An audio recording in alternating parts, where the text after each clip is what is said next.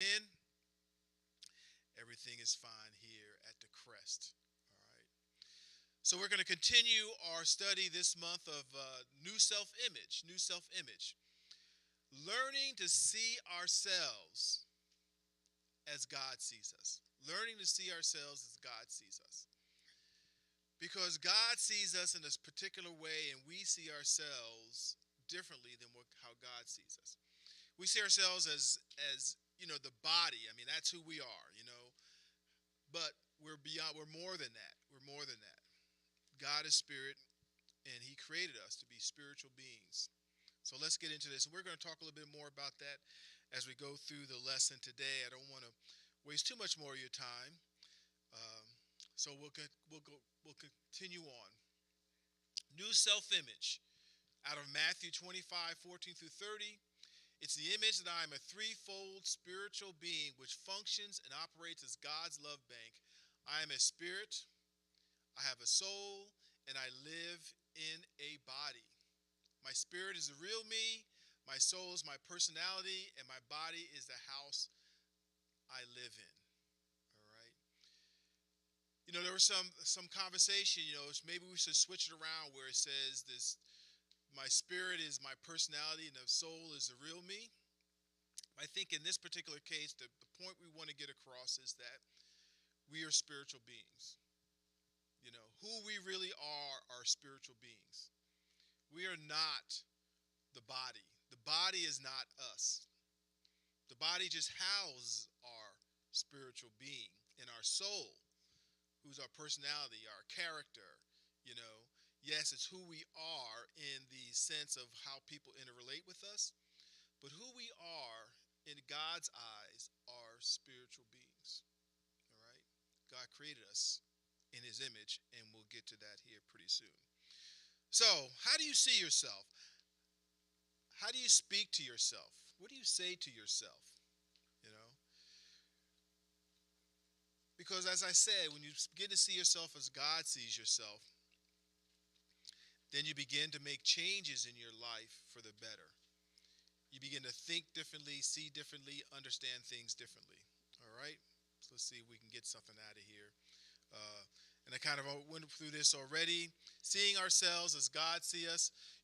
We talked about this a couple weeks ago. The first two stewards out of Matthew 25, they saw themselves as a master, productive, trustworthy, able to take the things that their master gave them and use them in the right way. The third one didn't see himself as his master saw him, and so he was lost. He was lost. And so the same thing happens to us. When we begin to see ourselves as God sees us, then we begin to change our lives and we grow closer and closer to God and we sin less and we begin to treat each other better. Begin to treat each other better. All right. So Genesis chapter 1, verses 24 through 31. We're just going to read through this together first, and then we'll go ahead and we'll talk about the lesson. All right? Genesis chapter 1, 24 through 27. And just read along with me as I go through this, through the words up on the screen. It says, Then God said, Let the earth bring forth living creatures after their kind, cattle and creeping things and beasts of the earth after their kind. And it was so. God made the beasts of the earth after their kind, and the cattle after their kind, and everything that creeps on the ground after its kind. And God saw that it was good. Then God said, Let us make man in our image, according to our likeness. Let them rule over the fish of the sea, and over the birds of the sky, and over the cattle, and over all the earth, and every creeping thing that creeps on the earth. God created man in His own image. In the image of God, He created him, male and female, He created them.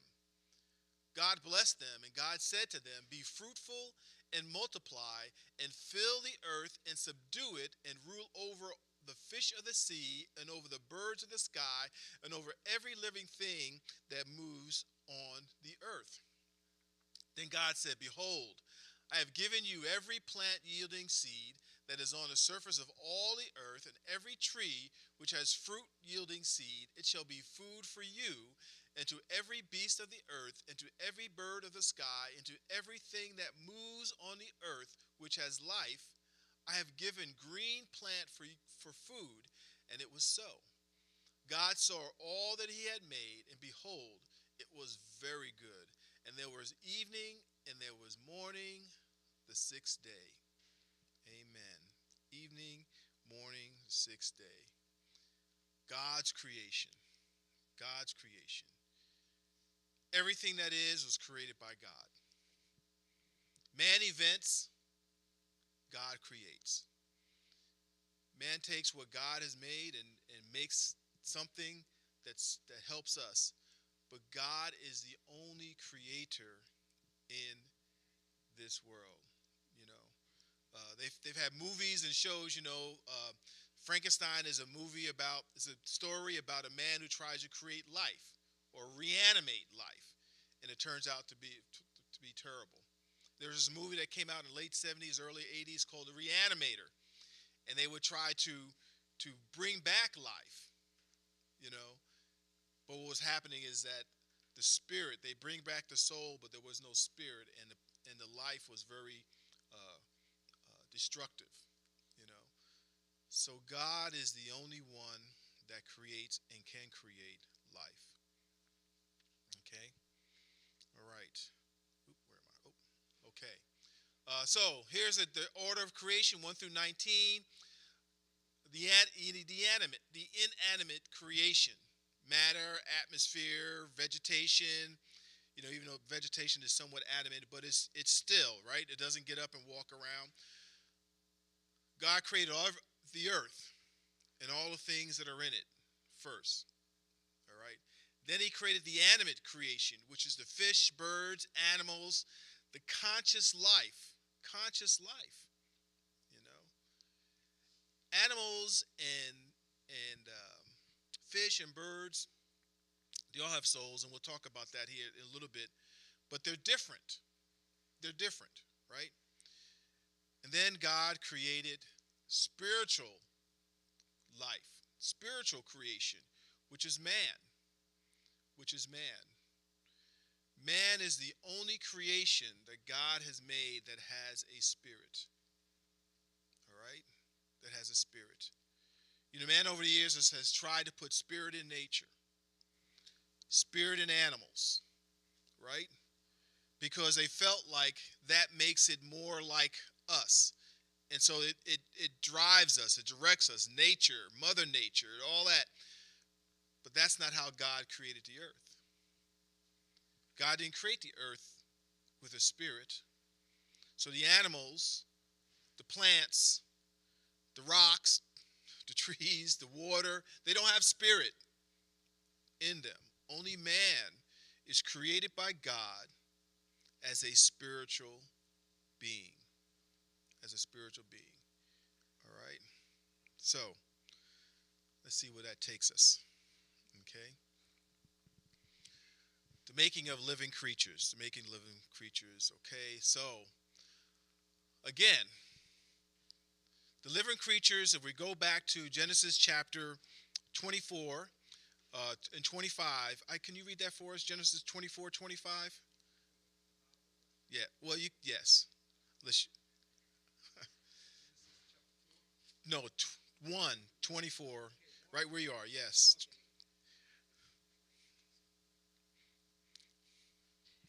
And God said, let the earth bring forth the living after his kind, cattle and creeping things, and beasts of the earth after his kind. And it was so. And God made the beasts of the earth after his kind, and cattle after their kind, and everything that creep upon the earth after his kind. And God saw that it was good. Okay. Here's something very interesting that I kind of highlighted. I don't know if you noticed it on the scriptures I had on the screen. I kind of highlighted after its kind, right? God created the cattle, the beast, and the creeping things on the earth after their kind. He created the fish in the sea after their kind. What does it mean by after its kind? After their kind. What does that mean? Any thoughts? Any thoughts?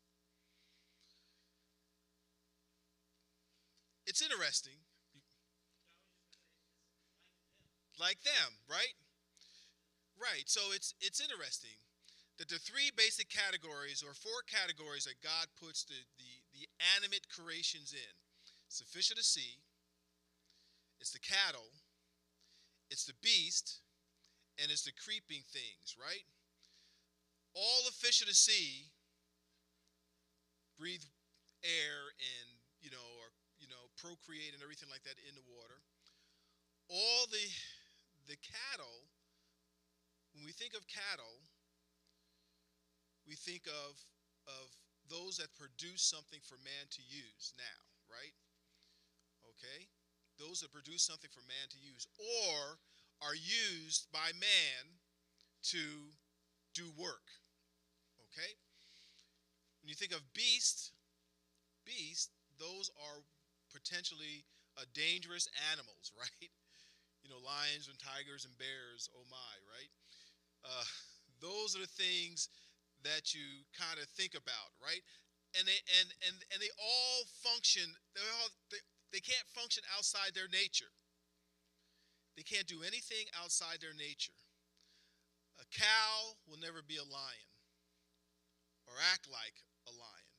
A cow will never be dangerous in the sense that that's their nature. Now, they can do dangerous things, right? They can gore a man, or not a cow, but a bull, right? Like that. But they're not a danger in and of themselves to man, okay? Where beasts are a danger to man. So they're after their kind. They have a specific role, a specific responsibility that God, if I can say responsibility, that God has given them, okay? Which is distinct and unique, after their kind. And if you take a cow from the beginning of creation and a cow right now, it's the same. It's doing the same thing it was doing back then, right? If you take a lion after the flood, I guess I should say, in a sense, but really at the beginning of creation, and you take a lion today, it's basically doing the same thing, right? But man has changed over the years, over the decades, over the generations. And we're not. If you take a man today and you put him back, even 100 or 200 years ago, can you imagine? No AC, no internet, no, right? Man, we would just go, what? And some of us may not survive, Some of us may not survive, So but if you take a cow today and you put it back then, the cow would be just doing the same thing that it's doing today.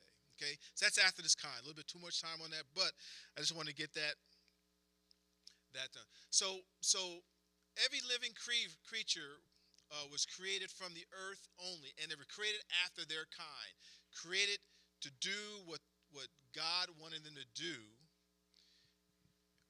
for man, really, for man. Okay, doing what God wanted them to do for us. God was always thinking about us. Okay, all right. And so they have a soul after the kind. We talked about this. I got a little ahead of myself. Okay? But not like man. Man was not created after its kind or after our kind. All right? How was man created? In the image of God. Right. All right? So we have potential. We have opportunity to change. We're not tied by our nature, There was a song that came out in the 80s, I'm only human, flesh and blood, a man, right? Like, hey, I'm a man, it's just what it is, As Popeye used to say, I am what I am, right? But no, man has the capability to make changes, to be more of what God would have him to be. All right? So it's make versus create. All right? In verse 26, it says, and God said, let us make man in our image. Okay? He starts out by saying, Let us make man in our image. All right? Just like he made the animals, but different. Okay? Let us make man in our image. A body, all right, with a conscious soul. Just like the animals have a body with a conscious soul. They know when there's danger. They know when they're hungry. They know how to do certain things. We could train animals to do certain things. You know, there was this this experiment that happened, I think, towards the beginning of the 20th century, where they said if you put 100 monkeys in a room on a computer, and out of that, you leave them there long enough, and you will create a book. A book can be created by everything that they're typed in there, right? So they took these 100 monkeys, put them in a room with a computer, left them in there for a couple days with some food and so on and so forth, and guess what they found? They found a busted keyboards. They found, all kinds of mess all over the place, but no book, right? Not even a sentence, not even a word, all right? So he made man with a consciousness and a soul, with a body and a consciousness and a soul. But then he says in verse 27, God created man in his own image. He made him, right? Physical body with a soul. But then he said, he went a little bit further. He created in man something that reflects God's image. And what is that something that reflects God's image that he put inside of man? His spirit. His spirit. So we're not like the animals. Part of our creation is. But then the rest of it goes a little bit further, right? It goes a little bit further, and God created man, a spiritual being, able to relate to God. Animals can't relate to God. All right, your dog can't relate to God. You know, you can't, you can baptize your pet, but they'll fight you as they're doing underneath the water, right? They can't relate to God, all right? So, a spiritual character able to relate to God, that is man, right? So God made man, but then he created in man something more that makes man more like God, able to relate to God. Able to relate to God. All right? All right, let's see what we can. So created in God's image. Created in God's image. What does that mean? What does that mean? All right? Our very essence, who we are, is in the likeness of God.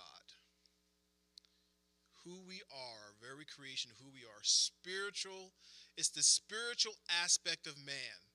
It's that very aspect that we neglect and we don't pay attention to, or we don't listen to, or we don't allow it to guide us in accordance with God's will. That spiritual aspect of who we are, spiritual aspect of who we are, how we function, how we work, how we live, how we play, how we do so many things, And then it's really interesting. It says in verse 27, it says, God created man in his own image. In the image of God, he created him, male and female, he created them. All right? Male and female, he created them. All right? The same, but different. Man is not superior to female. Female is not superior to males. One's not better than the other. It's kind of twisted. For history, women were considered as second-class citizens, property of their husband, property of their fathers, property of the husband. You still have that in societies. Certain societies today is still like that. And then came along the 70s, the 60s, and the 70s, and this, feminism came into play. And now feminism, tried to make women superior to men. And you see all over in the media how women are smarter than men, they could do better than men, and so on and so forth.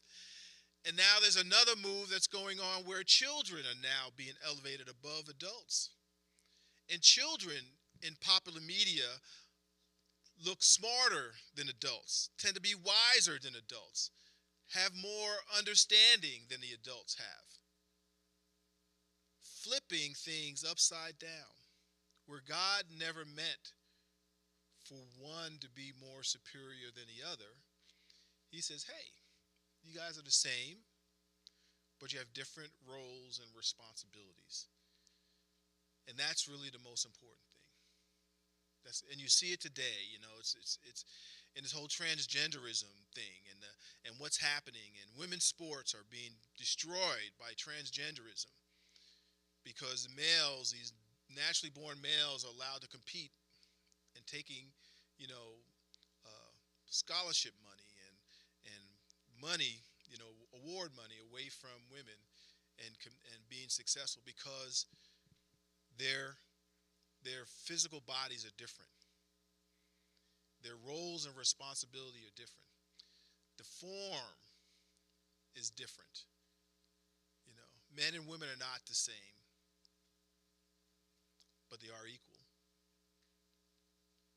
Men and women are not the same, but they are equal.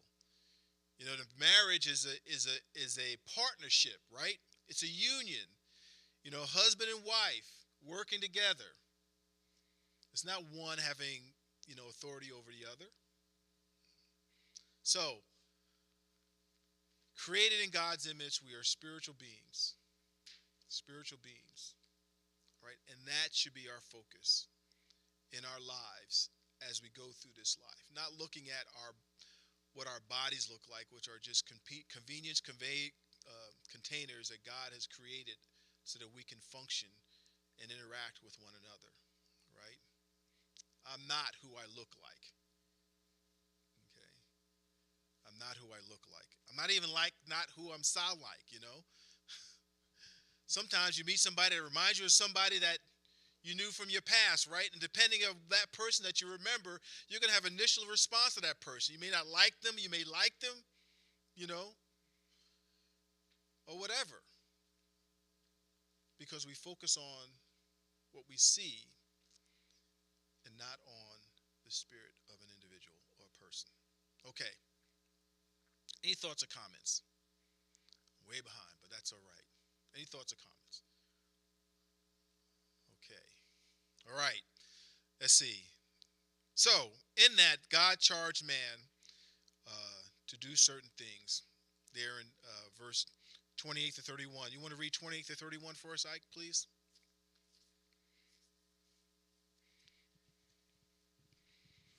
And God blessed them.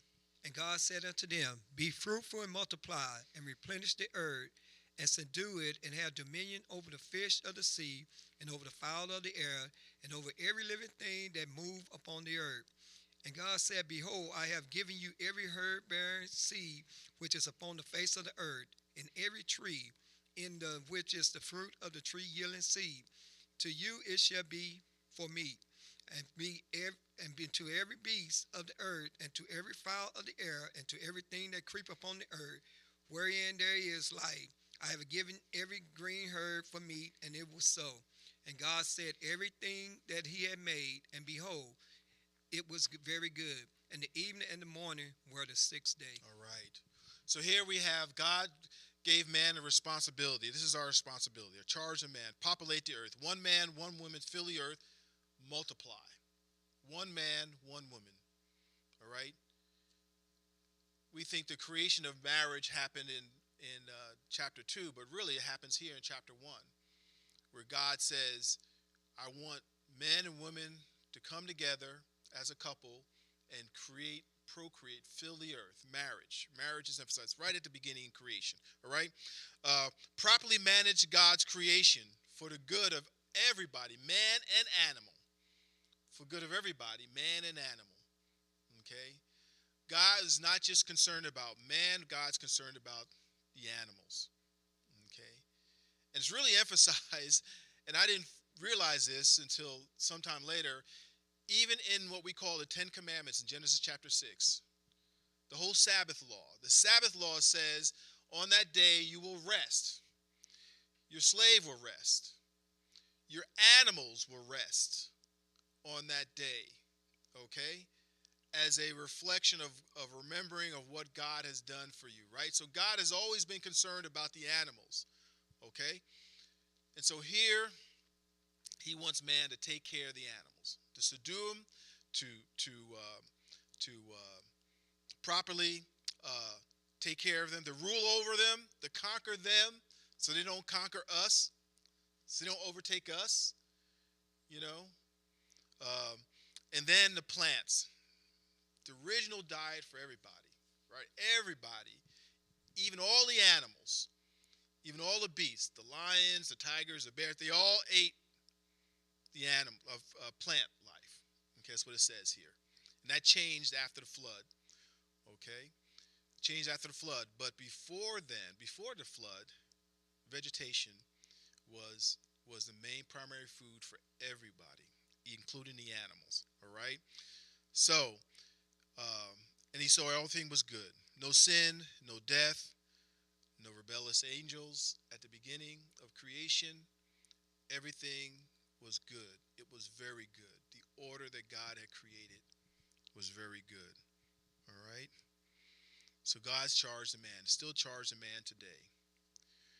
Still charged the man today to populate, to procreate, one man, one woman, to procreate, to fill the earth, you know.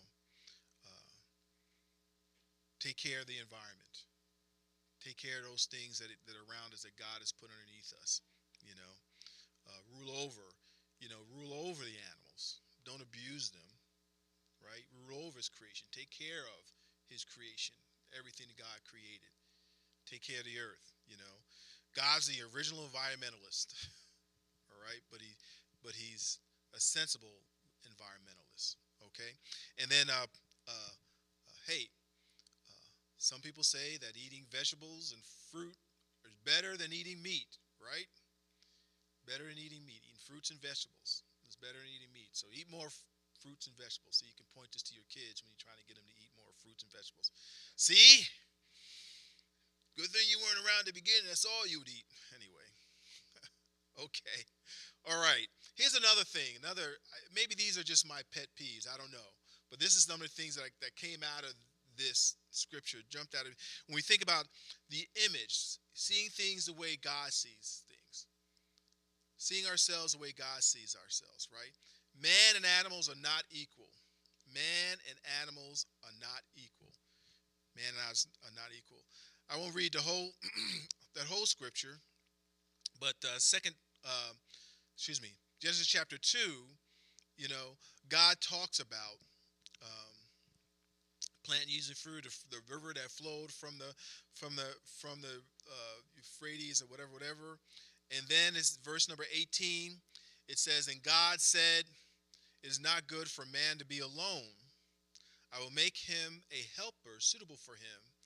Out of the ground the Lord formed every beast of every other field and every bird of the sky and brought them to man to see what he would call them. And whatever the man called a living creature, that was his name. The man gave names to all the cattle, to all the birds of the sky, and to every beast of the field. But for Adam, there was not found a helper suitable for him." Man and animals are not equals. Man and animals are not equal, you know. Once again, not good for them to be alone. You know, men are unaware of their incompleteness, right? We don't realize sometimes how incomplete we are without our wives. And so you have men who refuse to get married, refuse to have a relationship, abuse women, and so on and so forth. And they don't realize that there's an incompleteness that is going on there when you're by yourself, when you're not with someone that you need to be with. And the same thing for women, you know, same thing for women. But there's an incompleteness amongst us humans that we don't realize, and that society today is saying you don't need a man, you don't need a woman. You know, there's this movement, men going their own way. That men are rejecting relationship with women, serious relationship with women. You know, so but there's an incompleteness that's going on with us. Okay, animals are not suitable for man. Animals not suitable for man because man is superior to animals. Man was to rule over animals, not have fellowship with the animals. Notice that God said the man is to rule over the animals, right? The beasts, the fish, the birds, all that. But he didn't say man was to rule over man, okay? Or, women ruling over man, man ruling over woman. No, that's not how it was in the beginning. Because once again, they were equals. They're equals. Okay? It's because they're equal, they have equal but different roles. There's a saying that if you're in a partnership, two people, and we're both doing the same thing, then one of us is unnecessary. Right? One of us is unnecessary. So the man has his roles and responsibility, the woman has their roles and responsibility, and this is how God created them from the very beginning. All right? Man is superior to the animals. No matter how many times people try to have relationships with their cats or their dogs or their birds, dressing them up to look like, people or whatever, okay? Doing all kinds of things, marrying their pet, their animal. We have a hand right over there. Wait, one second. Say what now? Explain that word incompleteness to me. So there's a certain part of um, of us that we gain from the other person. So for man is very aggressive. Man can be very matter of fact. This is what it is. This is how I see it. And they're not as gentle or not as nice or not as understanding, right? And women, this is not for every women. Women have more of a emotional, relational, gentleness about them, right? Now, not every woman, right? Everybody's different. And in some relationships, you have the man who's like that versus the woman. And they bring that part of that relationship together. So women can be very emotional, easily fearful, whatever. And man can come in there, and a man can help balance their emotions, or they can help calm their fears. And so once again, it's what the one brings that the other doesn't have. And it's not necessarily, there's a hand back there, not necessarily the same in every aspect, but there's a balance that happens, that occurs in those relationships. Okay? Sister Haygood? Yes, I think today there will be probably a continuous debate over the word choice there of incompleteness, because in the New Testament, it talks about if you have those desires Mm-hmm. from a physical relationship that you should be married. That's very clear in the New Testament. But Paul also goes on to say, I wish that you were like myself, where you could be dedicated to God, committed to God, and focused on Him, that you don't have that desire. Yes. And therefore you can serve even more. And there are women and men who really don't have the desire necessarily for that physical side of life, and they are focused on their dedication and service to God, and I think that's a beautiful thing. Mm-hmm. Um, and sometimes I believe those of us who have the desire to be married or desire for those physical relationships sometimes don't necessarily understand that single sideness that oftentimes is ignored in the bigger picture of Mm-hmm. us in fellowship as a body or a congregation. And I want to make sure that that is being heard and considered and not left out as we often do. Yes, that's excellent point. Excellent point. Paul in 1 Corinthians chapter 7 talks about that, right? He talks about if you're going to be single, then you need to be totally dedicated to God, all right? Because then that becomes that relationship that helps take care of the part that you may be missing, right? So total dedication to God as a single person, all right? If that's your route you're going to choose. If you're going to be married, well then once again, it's a dedication to God within that marriage, right? It's dedication. But today what we have is that we have things that replace, and then sexual activity, is meant to be within the marriage relationship, right? That's part of that incompleteness. The satisfying our sexual needs and urges are to be made within the marriage relationship. Okay? But nowadays, we satisfy that with outside the marital relationship with whoever, right?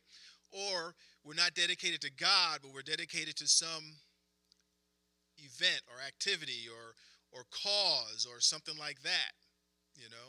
So it's not the fact that today that people are not religious, it's just that they've chosen a different religion, whether it's environmentalism, whether it's racism, whether it's all these different things, these isms that are out there. That becomes their religion, and that becomes what they're most focused on, right? So once again, that incompleteness is it's different for everybody. It's different for everybody. And as Sister Haygood properly said, the Bible addresses the singleness,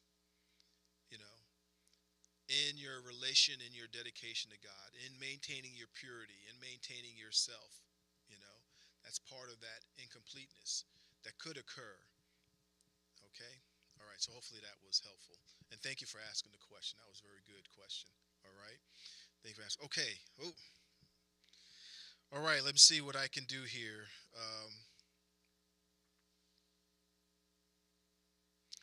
We've kind of talked about this. All right, just real quick. Fashioned from man, made for man. Man's equal, but not the same. Variance. Okay?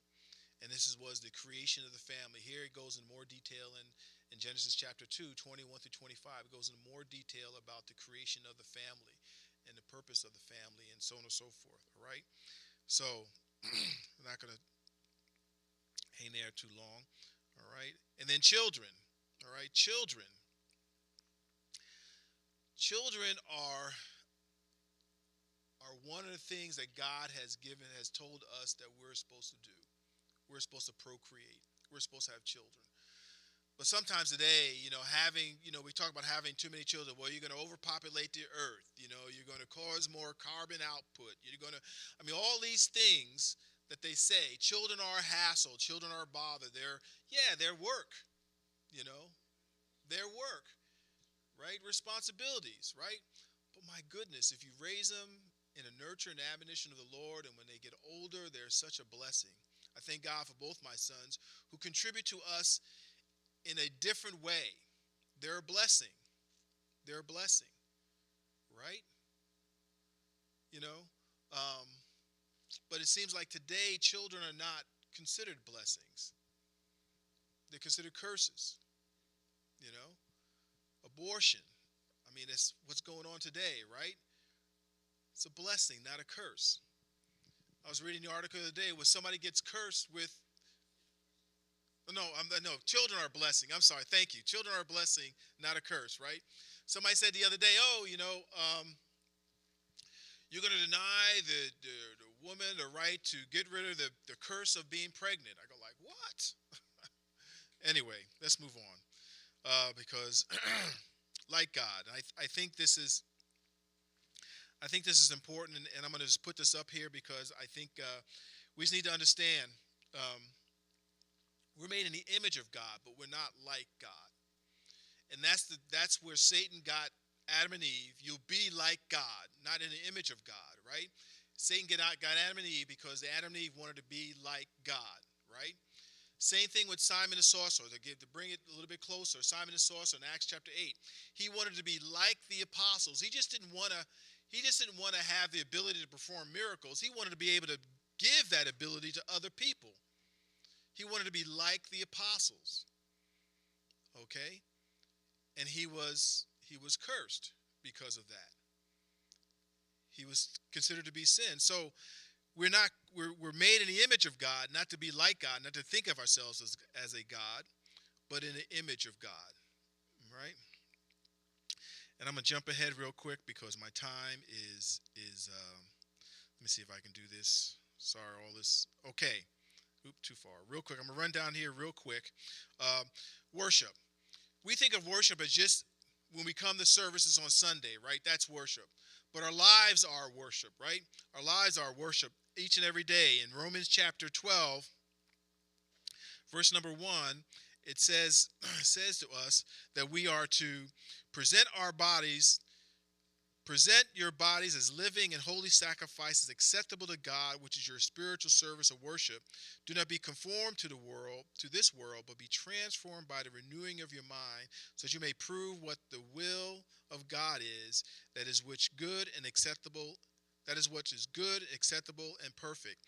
It is our spiritual service of worship, or some versions say our reasonable service of worship. Reasonable portion of worship. Our lives, everyday lives, because we're created in the image of God, our lives are worship to God. Okay? Our worship to God. So real quick, physical led by feelings, spirit and truth led by the Spirit. Walk by sight, physically, what we see. Walk by faith. Walk by faith. Trusting in God each and every day. Okay? Conform to the world, just doing the things that the world, believing the things that the world, talking the way the world talks. Transformed by the Spirit. Okay? Becoming more like God every day. More like Christ, to be more exact. Be like God. We want to be like God. We want to rule. We want to determine. We want to whatever. Created in the image of God. Created in the image of God. I mean, doing the things, living, taking care, doing the things that God would have us to do. All right. I'm sorry I went through that really fast. My time is up and everything, so I apologize for that. Thank you for the participation. Next week, I think is Luke chapter 19, verse 12 through 27, which talks about the 10 slaves or the 10 miners, okay? And how you see yourself, how you see God determines how you see yourself and what you are able to produce in this life. All right, let's go to God in prayer. Father God, we're so grateful, dear Lord, for this time and opportunity we have to come and to better understand the image that you would have us to see us ourselves as, Father. Bless us and keep us this day, Father, as we strive to do your will. Prepare our hearts and mind for worship, for congregational worship with you, dear Lord. Watch over and keep us. We pray in your Son's name, Jesus Christ. Amen.